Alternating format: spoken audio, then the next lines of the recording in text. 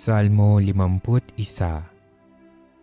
Ako'y kaawaan o mahal kong Diyos, sang-ayon sa iyong kagandahang loob. Mga kasalanan ko'y iyong pawiin, ayon din sa iyong pag-ibig sa akin. Linisin mo sana ang aking karumhan at ipatawad mo yaring kasalanan. Ang pagsalansang ko ay kinikilala, laging nasa isip ko at alaala. Sa iyo lang ako nagkasalang tunay at ang nagawa ko'y di mo nagustuhan.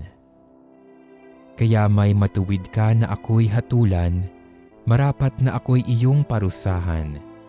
Ako'y masama na buhat ng iluwal, makasalanan na nang ako'y isilang. Nais mo sa aki isang pusong tapat, puspusin mo ako ng dunong mong wagas. Ako ay linisin, sala ko'y hugasan, at ako'y puputi ng walang kapantay.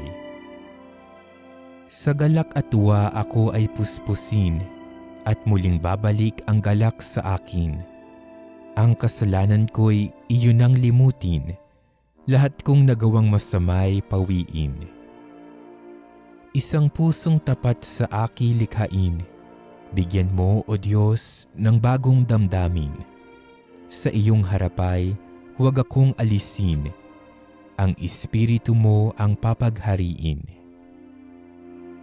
Ang galak na dulot ng iyong pagliligtas, ibalik at ako ay gawin mong tapat.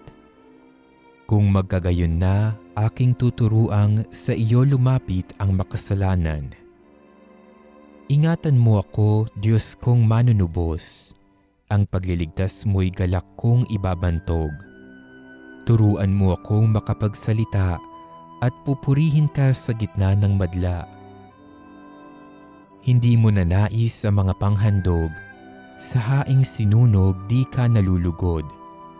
Ang handog ko, O Diyos, na karapat-dapat ay ang pakumbaba't pusong mapagtapat. Iyong kahabagan, O Diyos, ang Sion, yaong Jerusalem ay muling ibangon.